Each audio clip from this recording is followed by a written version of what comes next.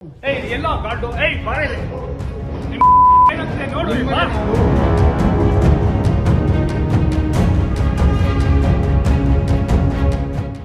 ಮಹಿಳೆಯರ ಮೇಲೆ ನಡೀತಾ ಇರುವಂತಹ ದೌರ್ಜನ್ಯ ಪ್ರಕರಣಗಳು ಸದ್ಯಕ್ಕೆ ನಿಲ್ಲುವಂತೆ ಕಾಣ್ತಾ ಇಲ್ಲ. ಸರ್ಕಾರಿ ಇಲಾಖೆಯಲ್ಲಿ ಉನ್ನತ ಹುದ್ದೆಯಲ್ಲಿರುವಂತಹ ಮಹಿಳಾ ಅಧಿಕಾರಿಯೊಬ್ಬರ ಮೇಲೇನೆ ಅತ್ಯಾಚಾರದ ಯತ್ನ ನಡೆದಿದೆ. ಈ ಸಂಬಂಧ ಕಸ್ಟಮ್ಸ್ ಇಲಾಖೆಯ ಮಹಿಳಾ ಸೂಪರಿಂಟೆಂಡೆಂಟ್ ನೀಡಿದ ದೂರಿನ ಮೇರೆಗೆ ಆರೋಪಿ ಎಂ ಕೃಪಾಲಾನಿ ಅವರನ್ನ ಪೊಲೀಸರು ಹೆಡೆಮುರಿ ಕಟ್ಟಿದ್ದಾರೆ. ಈತನ ಮೇಲೆ ಕೇವಲ ಅತ್ಯಾಚಾರ ಆರೋಪ ಅಷ್ಟೇ ಅಲ್ಲ, ಸಾಲು ಸಾಲು ದೂರು ದಾಖಲಾಗಿವೆ. ಈ ಹಿಂದೆ ನ್ಯಾಯಾಲಯವನ್ನೇ ಹಾದಿ ತಪ್ಪಿಸಲಿಕ್ಕೆ ಹೋಗಿ ಉಗಿಸಿಕೊಂಡಿದ್ದಂಥ ಈ ಕೃಪಾಲಾನಿ ಕೋರ್ಟ್ಗೆ 2 ಲಕ್ಷ ದಂಡವನ್ನ ಕಟ್ಟಿದ್ದ.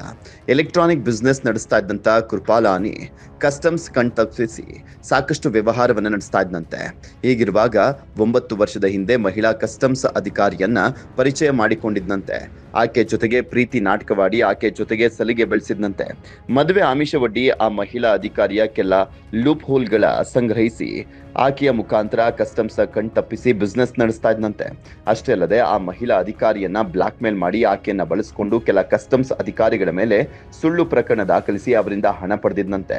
ಇಷ್ಟೆಲ್ಲ ಆದರೂ ಕೂಡ ಮಹಿಳಾ ಅಧಿಕಾರಿಗೆ ಬ್ಲಾಕ್ ಮೇಲ್ ಮಾಡಿ ಆಕೆಯನ್ನ ಲೈಂಗಿಕ ತೃಷೆಗೆ ಬಳಸಿಕೊಂಡು ಮಾನಸಿಕ ಮತ್ತು ದೈಹಿಕ ಹಿಂಸೆ ನೀಡಿ ತಾನು ಹೇಳಿದಂತೆ ಕೇಳದೆ ಹೋದ್ರೆ ಮಹಿಳಾ ಅಧಿಕಾರಿಯ ಖಾಸಗಿ ಫೋಟೋ ವಿಡಿಯೋ ವೈರಲ್ ಮಾಡುವುದಾಗಿ ಬೆದರಿಕೆ ಹಾಕಿದಂತೆ. ಇದರಿಂದ ರೋಸಿ ಹೋದಂತ ಮಹಿಳಾ ಅಧಿಕಾರಿ ಕೃಪಾಲಾನಿ ವಿರುದ್ಧ ಯಲಹಂಕ ಠಾಣೆಯಲ್ಲಿ ಅತ್ಯಾಚಾರದ ಪ್ರಕರಣವನ್ನು ದಾಖಲಿಸಿದ್ದಾರೆ. ಪ್ರಕರಣ ಇಂದಿರಾನಗರ ಠಾಣೆಗೆ ವರ್ಗಾವಣೆಗೊಂಡಿದ್ದು ಈ ತನಿಖೆಯ ಜವಾಬ್ದಾರಿಯನ್ನು ಹಿರಿಯ ಅಧಿಕಾರಿಗಳು ಎಸಿಪಿ ಪುಲಕೇಶಿ ನಗರ ಹಾಗೂ ಪುಲಕೇಶಿ ಇನ್ಸ್ಪೆಕ್ಟರ್ ಹೆಗಲಿಗೆ ವಹಿಸಿದ್ರು. ತನಿಖೆ ನಡೆಸಿದಂತ ಪೊಲೀಸರು ಆರೋಪಿ ಕೃಪಾಲಾನಿಯನ್ನ ಬಂಧಿಸಿದ್ದಾರೆ.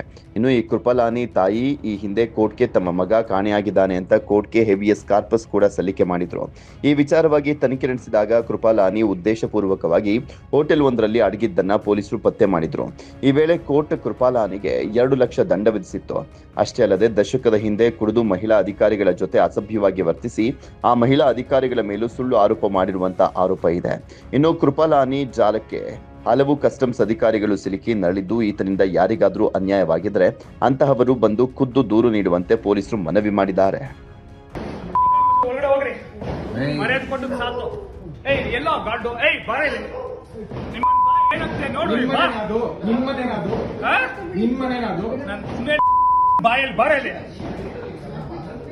ಅಲ್ಲ ಏನ್ ಮಾಡಿದೆ ನಮ್ಮನೆ ಹತ್ರ ಬಂದು ಅಲ್ಲಿ ನೋಡಿ ಏನಾಗಿದೆ.